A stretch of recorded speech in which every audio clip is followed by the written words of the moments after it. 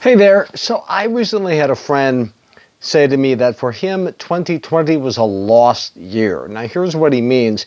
He and his friend had a lot of plans, travel and other things, and because of health issues, they were unable to do that. So in their personal life, it was a lost year. But then he pointed out, if you're going to have a lost year like that, 2020 was a pretty good year because they wouldn't have been able to do a lot of the things they were looking at anyway. So it was a lost year, but if it was going to be a year, a lot of those things weren't going to happen anyway. So that got me to thinking, was it a lost year for everybody? Now think about how you've lost time, lost track of time in 2020. At least it's happened for us. And I know it's happened for a lot of other people, where things that you used to mark time beyond a calendar just didn't happen. Spring happened, and we noticed that because the world, the earth changes. End of the school year didn't really happen the way we're used to it. Summer didn't happen the way we're used to it. The different festivals and events and trips you may have taken and so on. School starting in the fall didn't happen the way we're used to it. So the months just kind of blurred by and we couldn't really figure it out. But the year was just slipping away and we were just kind of stuck in pause. Then autumn came and I noticed it. I love autumn. October is my favorite month of the year. And I always make note of the change of colors. I enjoy it. I enjoy being outside. But I really noticed this year it was different. I just was fixated, obsessed with the fall colors. Ramona and I went up to Marinette County 2 weekends in a row. Beautiful, beautiful trips. And even walking around the neighborhood here in Ashwaubenon, it really grabbed me this year. And it occurred to me that's because it's the first significant sign of change since spring. Yeah, hey, God is still on time. Our world that we created here has been turned upside down by COVID-19, but not God's plan, not God's calendar. The change of the seasons, which means winter's coming too. So, was it a lost year?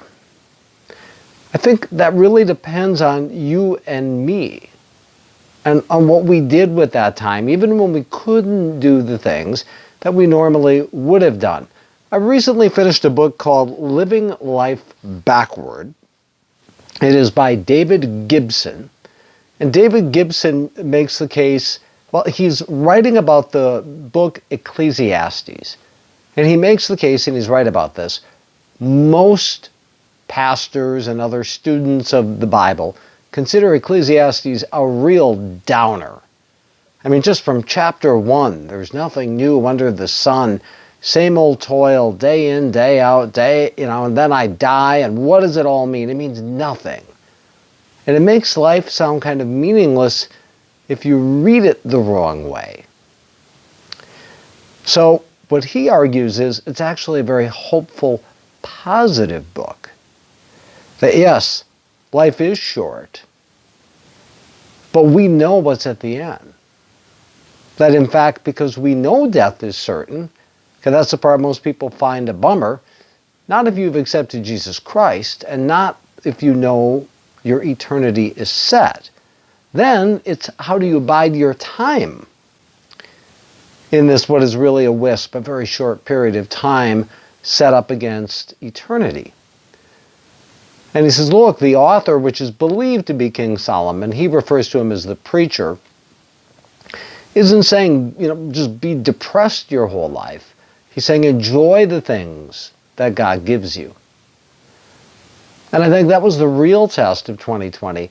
God's blessings were still everywhere. Now, we couldn't enjoy them in the same way, perhaps. Good food, good friends. But that's really what Ecclesiastes teaches. Is God does want us to enjoy this time on earth.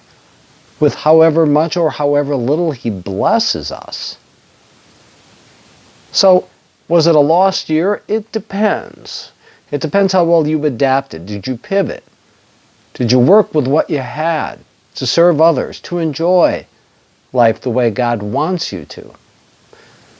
But here's another element in this. It's a lost year if you didn't learn something. And here's what it is. Ecclesiastes 3. This is a very famous book of the Bible because it was turned into a folk rock song by the Byrds in the 1960s. It's Ecclesiastes 3. And I'm sure you're familiar with it. I'd be really surprised if you're not. For everything there is a season and a time for every matter under heaven. A time to be born and a time to die. A time to plant and a time to pluck up what is planted. A time to kill and a time to heal. A time to break down and a time to build up. A time to weep and a time to laugh. A time to mourn and a time to dance. A time to cast away stones and a time to gather stones together.